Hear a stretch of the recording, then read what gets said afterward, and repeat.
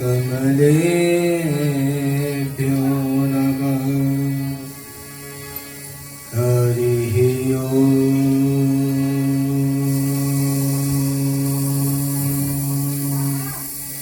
श्रीमातृपितृचरणकमलेभ्यो नमः। अखण्डमण्डलाकारं व्याप्तं येन चराचरं तत्पदं दर्शितं येन तस्मै श्री गुरुवे नमः। सीतानाथ समारम्भं रामानन्दार्य मध्यमाम् अस्मदाचार्यपर्यन्तां वन्दे गुरुपरम्पराम्। नमः परमहंसास्वादितं चरणकमलचिन्मकरन्दराय भक्तजनमानसनिवासाय श्रीरामचन्द्राय नमः। ध्येयं सदा परिभवग्नमभीष्टदोहम् तीर्थास्पदं शिवगिरिं नुतं शरण्यं भृत्यार्तिहं प्रणतपालभवाब्धिपूतं वन्दे महापुरुषते चरणारविन्दं। नारायण नमस्कृत्य नरं चैव नरोत्तमं देवीं सरस्वतीं व्यासं ततो जयमुदीरयेत्। अज्ञानतिमिरान्धस्य ज्ञानाञ्जनशलाकया चक्षुरुन्मिलितं येन तस्मै श्रीगुरुवे नमः।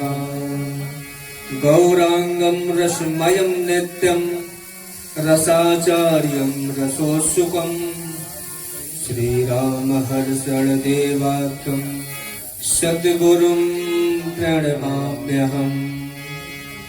जय जय श्रीराधारमण जय जय नवल किशोर जय गोपी चित्तचोर प्रभु जय जय माखन चोर। राधा तुम बड़ भागिनी कौन तपस्या कीन तीनों लोक चौदो भुवन सो तुमरे आधीन सो तुमरे आधीन। बोलिए बातें से राधा रमण भगवान की जय। सीता रामचंद्र भगवान की जय। बालकृष्ण भगवान की जय। वीर बलवंत हनुमंत लाल जी महाराज की। कनक बिहारी सरकार की जय। राम लला सरकार की जय। गोपेश्वर नाथ महादेव भगवान की जय। काशी विश्वनाथ भगवान की जय। श्री मार्कंडे महादेव भगवान की जय। अपने अपने माता पिता की अपने अपने सद्गुरुदेव भगवान की नमः। पार्वती पते हर हर महादेव। परम परात्पर मंगलमय अखिलेश्वर अपार करुणा वरुणालय भक्तवांछित कल्पत्र श्री तड़िदित विनिंदित पीतांबरधारी श्री बालकेश्वर भगवान की वांगमयी प्रतिमूर्ति श्रीमद् भागवत कथा सप्ताह ज्ञान यज्ञ के प्रथम दिवस में आए हुए सभी भक्त वृंदों का मैं हृदय से आभार व्यक्त करता हूँ। बड़ों से प्यार की कामना करते हुए, आशीर्वचन की कामना करते हुए, छोटों को आशीर्वचन प्रदान करते हुए मैं सभी का आभार व्यक्त करता हूँ। माता सती के चरित्र को अवगाहन करने वाली इस कथा में आई हुई सभी माताओं को कोटिशः अभिवादन प्रणाम। जब जन्म जन्मांतर कल्प कल्पांतर का भाग्योदय होता है तो इस प्रकार का आयोजन श्रवण करने को मिलता है। तो आइए हम लोग कथा में प्रवेश करने से पूर्व भगवान के नाम का संकीर्तन करेंगे, मन वाणी को पवित्र करेंगे। उसके बाद में भगवान की वांगमयी कथा को हम लोग श्रवण करेंगे।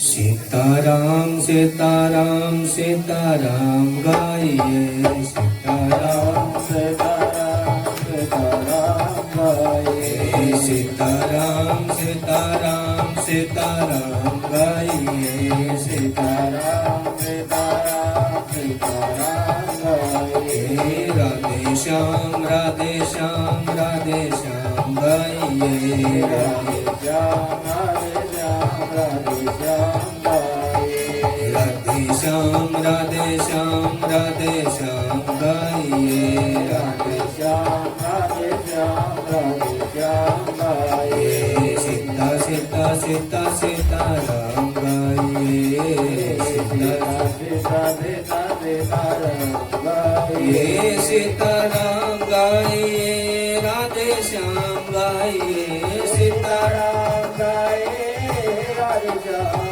गाइए, सीताराम गाइए, राधे श्याम गाइए, सीताराम गाइए, राधे श्याम गाइए, सीता सीता सीता सीताराम गाइए, सीता सीता सीता सीताराम गाइए, राधे राधे राधे राधे श्याम गाइए, राधे राधे राधे राधे श्याम गाइए, सीताराम गाइए, राधे श्याम गाइए, सीताराम गाइए, राधे श्याम गाइए, सीताराम गाइए, राधे श्याम गाइए, सीताराम गाइए, राधे श्याम गाइए, सीता सीता सीता सीताराम गाइए, सीता सीता सीता सीताराम गाइए, राधे राधे राधे राधे श्याम गाइए, राधे राधे राधे राधे श्याम गाइए, सीताराम गाइए, राधे श्याम गाइए, सीताराम गाइए, राधे श्याम गाइए, सीताराम गाइए, राधे श्याम गाइए, सीताराम गाइए, राधे श्याम गाइए, सीता सीता सीता सीताराम गाइए, सीता सीता सीता सीताराम गाइए, राधे राधे राधे राधे श्याम गाइए, राधे राधे राधे राधे श्याम गाइए, सीताराम गाइए, राधे श्याम गाइए, सीताराम गाइए, राधे श्याम गाइए, सीताराम गाइए, राधे श्याम गाइए, सीताराम गाइए, राधे श्याम गाइए, सीताराम गाइए, राधे श्याम गाइए, सीताराम गाइए, राधे श्याम गाइए। आज बड़ा ही सौभाग्य का अवसर हम सबको प्रदान हुआ है। इस कथा को श्रवण करने के लिए, इस कथा रूपी गंगा में गोता लगाने के लिए लोग न जाने कहां कहां से आ जाते हैं। हम लोगों का बड़ा सौभाग्य है और यजमान जी के पितरों की बहुत बड़ी विशेष कृपा है कि हम लोग यहाँ एकत्रित हुए हैं। कि भागवत बड़ी आसानी से नहीं मिलते हैं। व्यास जी ने कहा भाग्योदयेन बहुजन्म समर्जितेन सत्संगमं च लभते पुरुषो यदा वै अज्ञान हेतुकृत मोह मदान्धकारनाशं विधाय हि तदो दयते विवेकः।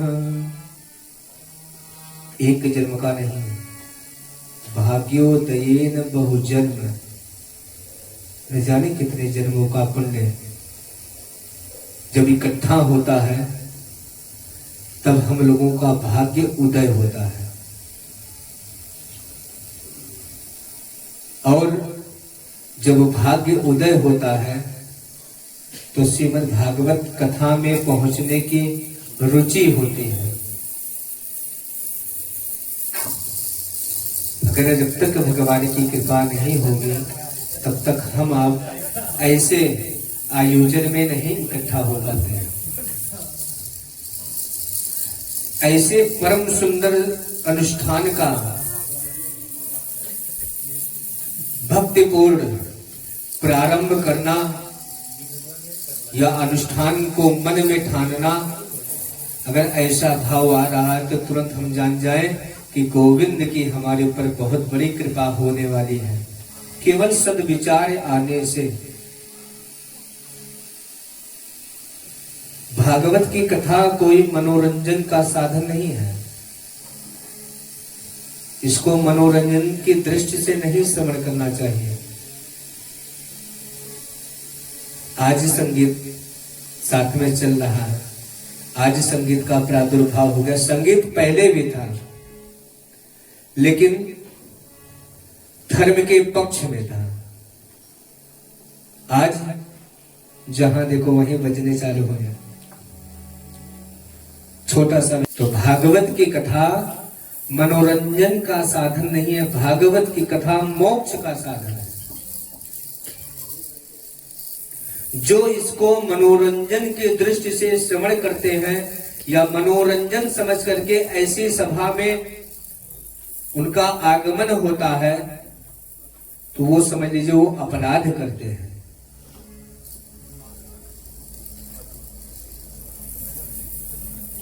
इसलिए गोविंद के चरणों में हमारी निष्ठात्मक प्रीति होनी चाहिए। जब निष्ठात्मक प्रीति हो जाएगी तो उस प्रीति से जो हम कथा श्रवण करेंगे वह कथा हमारे लिए प्रभावी नजर आएगी।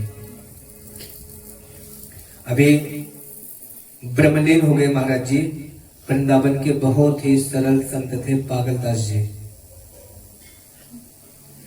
भगवान के प्रति उनकी ऐसी निष्ठा थी कि वह निष्ठा में जो कुछ शब्द निकाल देते थे महाराज भजन बन जाता था। प्रीति ऐसी होनी चाहिए कि भगवान के शब्दों को, भगवान के नाम का उच्चारण हम साधारणतः ले, फिर भी वह लोगों को लगे कि बहुत सुंदर भजन है, तब जाकर के भगवान की कथा में प्रीति होने पे ऐसा अपने आप को बहुत बड़ा सौभाग्यशाली मानना चाहिए। श्रीमद् भागवत कथा की पद्धति क्या है, उसको श्रवण किस लिए किया जाता है, श्रवण कैसे करना चाहिए और क्यों श्रीमद् भागवत ही सुनना चाहिए गया तीर्थ इत्यादि करने के बाद।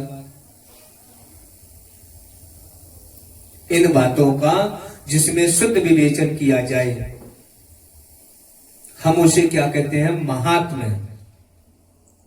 किसी चीज को अगर समझना है तो उसके बारे में पहले हमको जानना पड़ेगा, उसके अंदर तक की बातों को। अब चाबी हम आपको पकड़ा दिए, भैया मेरी गाड़ी कार इधर खड़ी कर देना, चलाना आ ही नहीं रहा है, तो उसके विषय में आपको जानकारी रहेगी तो आप वाहन एक जगह से दूसरी जगह गंतव्य कर सकते हैं। ठीक उसी प्रकार भागवत की कथा श्रवण करने के नियम क्या है, श्रवण क्यों किया जाता है, भागवत की पद्धति क्या, उसका नियम क्या, रूल क्या है, आइए हम सभी लोग संक्षिप्त महात्मा के निर्देश से हम लोग श्रवण करेंगे। एक बार प्रेम से बोलिए जय जय श्री राधे। कथा में देखिए, दो लोग एक जगह नहीं रह सकते, दो लोग एक जगह नहीं रह सकते। कौन कौन?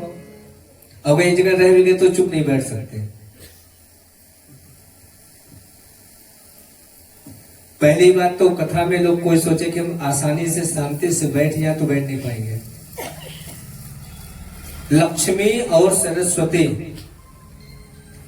ये दो लोग एक जगह, दो देवता नहीं रह सकते, रहेंगे तो एक की क्षति होगी। तो कभी भी सरस्वती को और लक्ष्मी को एक साथ नहीं रखना चाहिए। और अगर आप सोचे शांतिपूर्ण हम कथा श्रवण कर ले तो नहीं श्रवण कर पाएंगे। क्यों? बैठे तो हैं, क्योंकि जब भी आपका मन गोविंद के चरण में लगेगा तो निद्रा देवी का आगमन होने लगेगा। इसलिए यहां भी व्यवधान पड़ता है। और जब ऐसा व्यवधान आए तो व्यवधान आने से पूर्व ही भगवान के नाम का संकीर्तन कर लेना चाहिए, भगवान के नाम को स्मरण कर लेना चाहिए, भगवान के स्वरूप का स्मरण कर लेना चाहिए। तो जब भी निद्रा किसी को आए, अगर बगल वाला देख रहा है कि इनको निद्रा आ रही है तो उनके कान में 5 बार राधे राधे बोल दीजिए, निद्रा देवी भग जाएंगे। सच्चिदानंद रूपाय विश्वोत्पत्त्यादि हेतवे तापत्रय विनाशाय श्री कृष्णाय वयं नमः। जीवन की 3 बातें हैं जो बहुत ही एकाग्रचित होकर के समझने की है। ये बातें क्या हैं? सत, चित, आनंद। सच्चिदानंद। तो व्यास जी कहते हैं सच्चिदानंद रूपाय विश्वोत्पत्त्यादि हेतवे तापत्रय विनाशाय श्री कृष्णाय वयं नमः। कुछ लोगों का कच्चा कलाम होता है, एक ही शब्द बार बार बोलते हैं। कुछ लोग जो धर्म में हमेशा अनवरत लगे रहते हैं भगवान की सेवा में, तो राम राम कहते रहेंगे, हमेशा सच्चिदानंद सच्चिदानंद करते रहेंगे। सच्चिदानंद का अगर हम शब्दों का निरूपण करें तो हम नहीं कर सकते।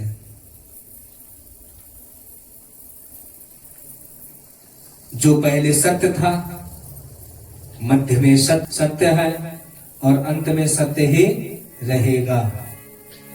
सत्य अगर किसी के समक्ष हम कह दें तो उसको बुरा लग जाएगा।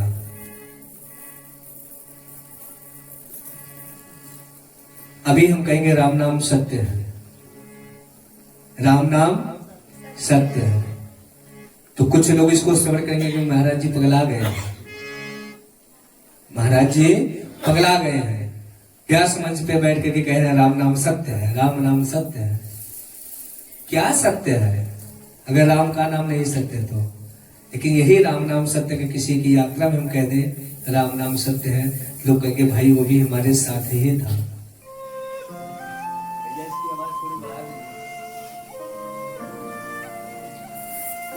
तो पहले भी सत्य था, मध्य में सत्य है और अंत समय में सत्य ही बचेगा।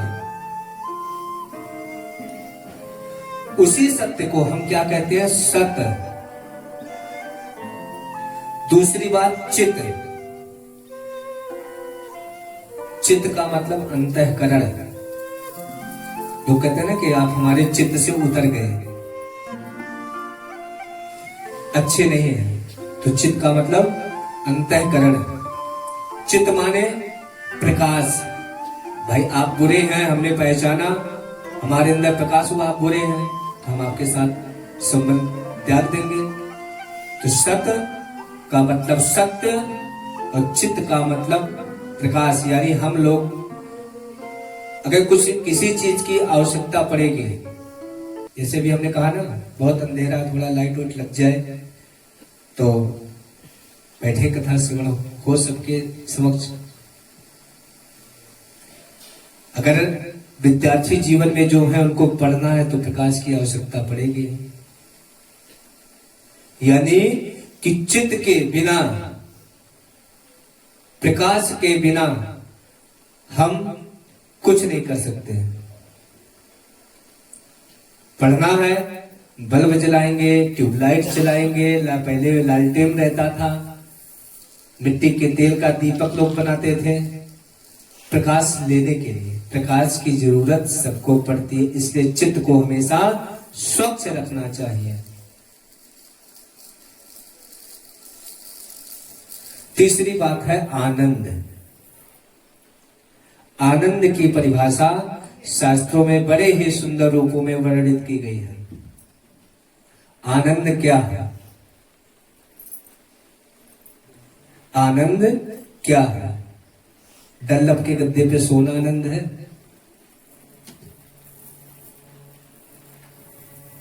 बढ़िया फर्स्ट क्लास लग्जरी हाउस में रहना आनंद है? अरे महाराज, जो डल्लभ के गद्दे पे सोते हैं, जो लग्जरी हाउस में रहते हैं, उनको आनंद नहीं है। शाम को 2 रोटी ढंग से नहीं खा पाएंगे कि हम आप तो वैन चैन के साथ बढ़िया खा रहे हैं। अरबों की संपत्ति अगर हमको मिल जाए तो भी आनंद नहीं मिलेगा, क्योंकि वह अरबों की संपत्ति हमारे पास बहुत दिन तक नहीं रहेगी। वह भी हमको कभी ना कभी कष्ट प्रदान करेगी ही। आनंद किसको कहते हैं? आत्मबोध को। जैसे देखिए, कभी कभी थोड़ा सा ही भोजन करने पे तृप्ति हो जाती है, और कभी कभी ढेर सारा कर लो तृप्ति नहीं होती है, उल्टी हो जाती है। भोजन घर पे जितने आप आनंद के साथ कर लेंगे, बफर सिस्टम में कर पाएंगे? क्या पता चला कोई पत्तल लेके जा रहा, ऊपर गिरा दिया। तो आनंद का मतलब आत्मबोध। आत्म के ज्ञान को एक और बार, दुनिया की जितनी भी चीजें हैं सबका कुछ ना कुछ उल्टा जरूर होता है। विलोम। Right word is opposite word. सीधा का उल्टा, सुख का दुख, विद्वान का मूर्ख। मतलब कि हम चाहे जो भी शब्द लेंगे उसका कुछ ना कुछ अपोजिट जरूर मिलेगा। लेकिन आनंद एक ऐसा है, इसका अपोजिट मिल ही नहीं सकता। जब भी मिलेगा तो किस रूप में मिलेगा? परमानंद के रूप में। इसीलिए व्यास जी ने बहुत ही विवेचन के साथ कहा है, सच्चिदानंद रूपाय विश्वोत्पत्त्यादि हेतवे तापत्रय विनाशाय श्री कृष्णाय वयं नमः। तापत्रय विनाशाय। हमारे जीवन में 3 प्रकार के ताप होते हैं, और उन तापों का विनाश कब होता है? जब हमारे पास आनंद आता है, आनंद के साथ साथ आनंद लेते लेते जब हम परमानंद के रूप में परिवर्तित हो जाते हैं, तब तापत्रय विनाश आया, तब उसका समय पूर्ण हो जाता है। दैहिक दैविक दैहिक दैविक भौतिक तापा, दैहिक दैविक भौतिक तापा, दैहिक दैविक भौतिक तापा, दैहिक दैविक भौतिक तापा, राम राज का हुई व्यापार, राम राज का हुई व्यापार, दैहिक दैविक भौतिक तापा, राम राज का हुई व्यापार,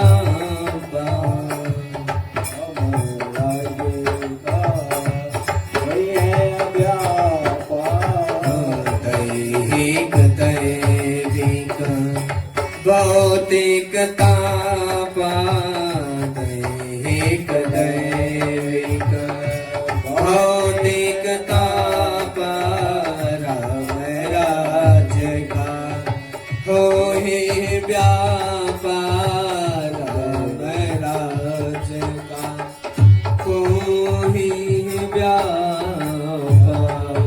दैहिक दैविक। हमारे जीवन में कितने प्रकार के ताप होते हैं? दैहिक।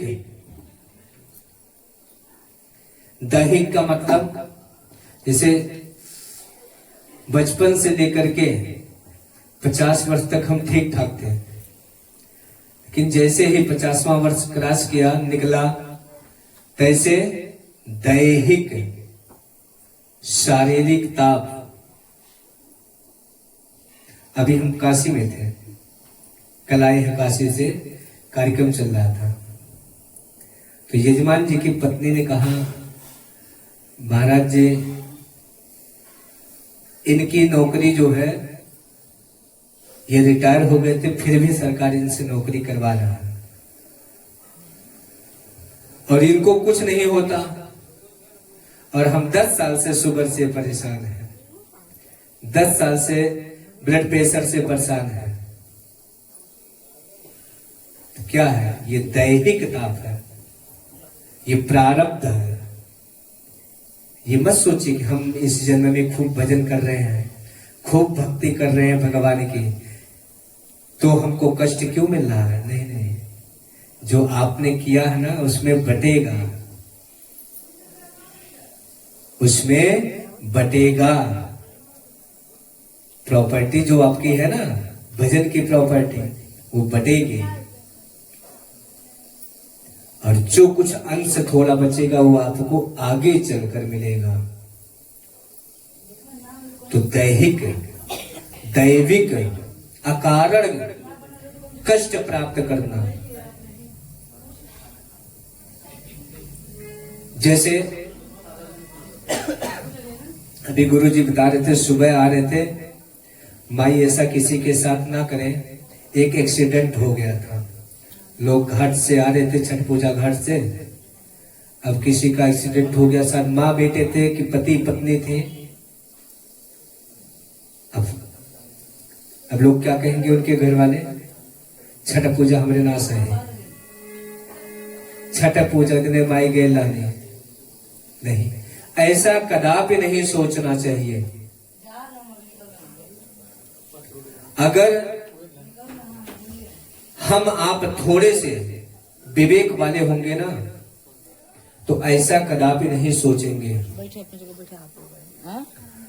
हमारे आपके समझ से आयु कुछ नहीं थी, लेकिन भगवान के यहाँ से आयु पूर्ण हो गई, तो रथ आएगा और बिठाएगा, लेकर के चला जाएगा। तो दैविक अकारण कष्ट प्राप्त हो जाना। फालिज किसी को मारेगी बता करके थोड़ी मारेगी। एक्सीडेंट होगा तो बता करके थोड़ी एक्सीडेंट होगा। भौतिक यह है। इस जीवन में कौन सुखी है पता है? को तन दुखी, को मन दुखी, को धन बिन राहत उदास। थोड़े थोड़े सब दुखी, सुखी राम के दास। कोई नहीं सुखी महाराज संसार में।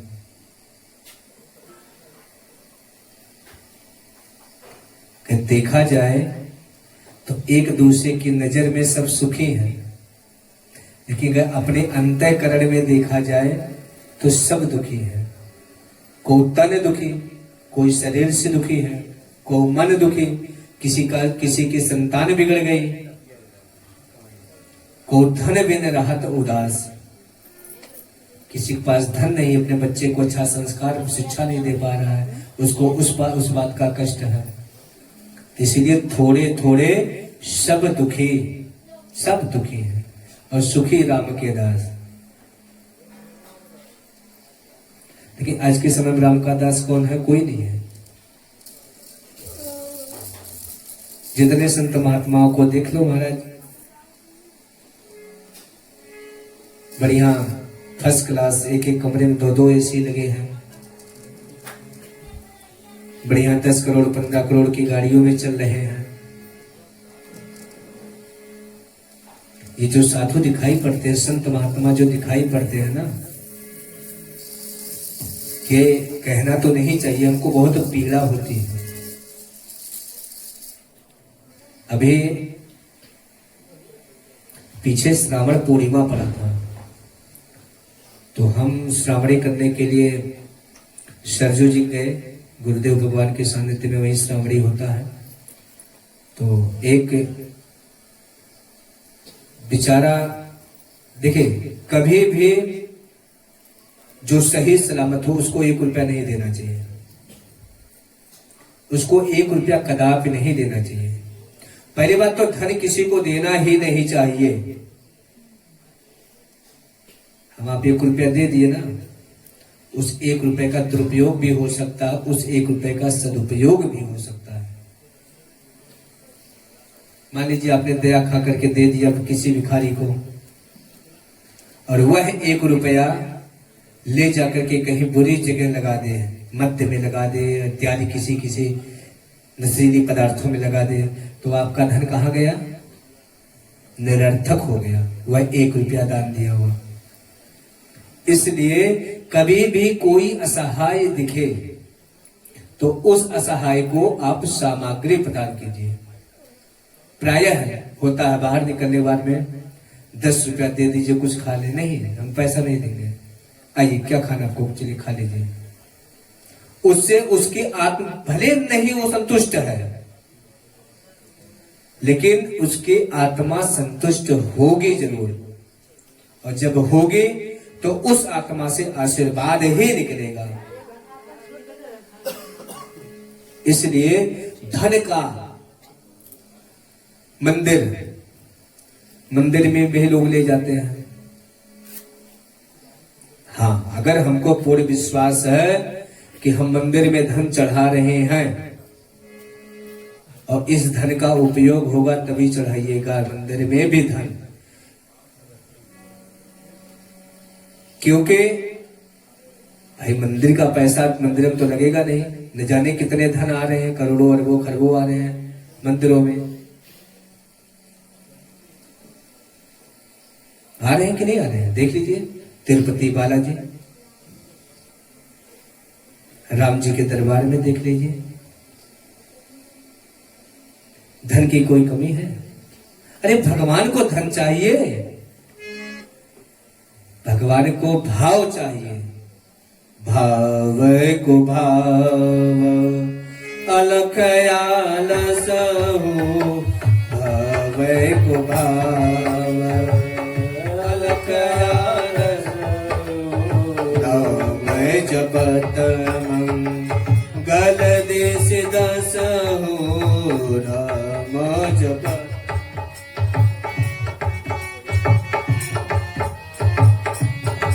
भगवान कहते हैं कि हमारे पास धन लेकर के मत आओ।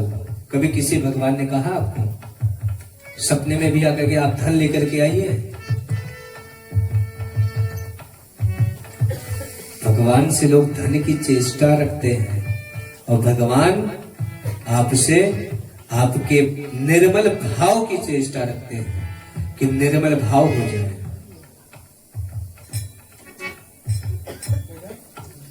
तो कोई तन दुखी, कोई मन दुखी, कोई धन बिन रहा तो दास, थोड़े थोड़े सब दुखी, सुखी राम के दास। अरे महाराज, हम कह रहे हैं कि 5 लाख 5 करोड़ 5 अरब का 5,000 करोड़ का टर्नओवर करते हैं। 200 रुपए का 200 करोड़ का हर महीने टर्नओवर होता रहता है, लेकिन खाने को क्या मिलता है? मूंग की दाल, छोटा सा फुल्का खा ले। अरे भाई, उनको किस चीज की कमी है? वो भी खा सकते हैं बढ़िया फर्स्ट क्लास। क्या करें? ठाकुर जी की कृपा है कि सब कुछ हो करके भी घर में किसी भी चीज की कमी नहीं है, लेकिन छोटी सी कटोरी में दाल लेंगे मूंग की और 2 फुल्का, उसी में उनकी संतृप्ति हो जाएगी।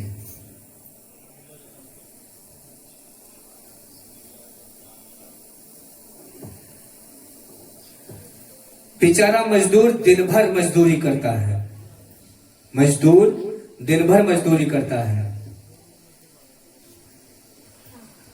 छोटे नहीं, बहुत बड़ी बड़ी बिल्डिंगें खड़ी कर देता है। मजदूरी करता, मालिक थोड़ी करता है। लेकिन जब उसको शाम को 50-100 रुपए मिलता है ना, तो क्या सोच करके निकलता है? बेटे के लिए थोड़ा कुछ लेते चले, छोटा सा बालक है उसके लिए लेते चले।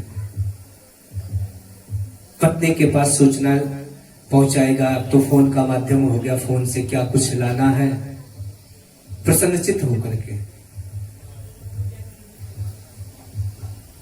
तो भी कहेगी ले लीजिएगा कुछ।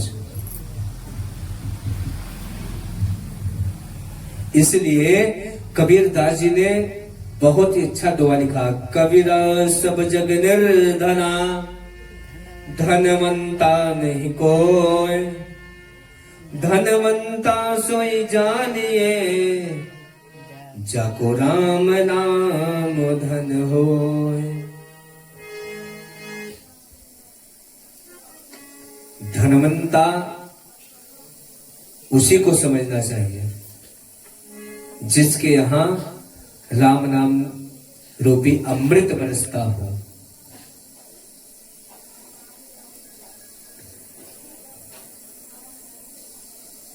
फिर भगवान कहते हैं श्री कृष्णाय वयम नमः। इसलिए सब कुछ त्याग करके नित्य प्रतिदिन क्षणिक मात्र ही भगवान के चरण में हमको पहुंचना चाहिए, हाजिरी लगाना चाहिए।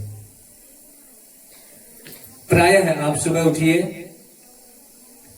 तो राघव सरकार से या माधव सरकार से एक, ये प्रभु आज का मेरा दिन अच्छा जाएगा, मुझे विश्वास है आपके ऊपर। और सुबह से लेकर के शाम तक जितने भी कृत्य कीजिए, सभी कृत्यों को शाम को भगवान के प्रति अर्पण कर देना चाहिए कि प्रभु मैंने ये किया, मैंने ये किया, मैंने वो किया, मैंने ये किया, ऐसा किया, ऐसा किया, वैसा किया। सब कुछ भगवान को अर्पण कर देना चाहिए।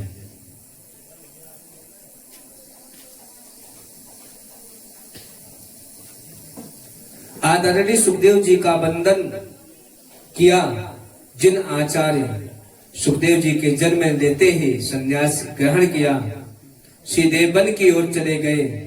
पुत्र पुत्र कहते महर्षि वेदव्यास जी, जिनके पीछे चल रहे हैं आचार्य सुखदेव को लौटा करके लाने में जो सामर्थ्य नहीं है, जिनमें ऐसे परम वंदनीय सर्वभूत हृदय श्री सुखदेव जी का हम वंदन करते हैं।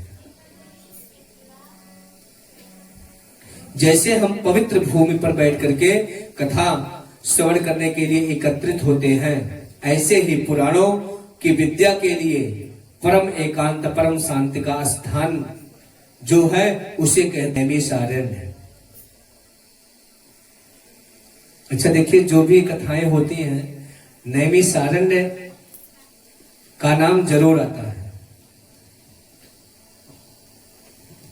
लेकिन सब अयोध्या वृंदावन पहुंच जाएंगे, काशी जी पहुंच जाएंगे, नैमिषारण्य किंचित कोई कोई पहुंच पाता है। जीवन में एक बार नैमिषारण्य जरूर जाना चाहिए। आप गए थे ना नैमिषारण्य? चक्रकुंड में स्नान हुआ, साक्षात नारायण नैमिषारण्य में आज भी विराजमान है। और इतनी पावन भूमि पूरे ब्रह्मांड में कहीं नहीं है। हम लोग तो बहुत भाग्यशाली हैं महाराज। हम लोगों कितना भाग्यशाली, यानी कि उत्तर प्रदेश वाले कितना भाग्यशाली, कोई नहीं है। हमारे विश्वनाथ जी यहाँ हैं, राघव जी, माधव जी, सब हमारे उत्तर प्रदेश में विराजमान है।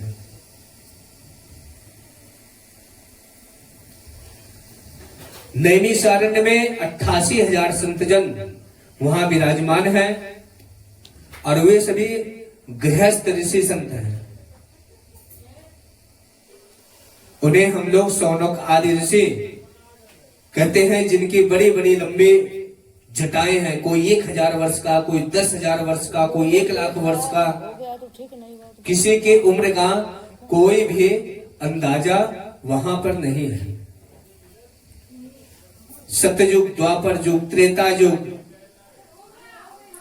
कलयुग, कई युग बदल चुके, कई बार बदल चुके हैं।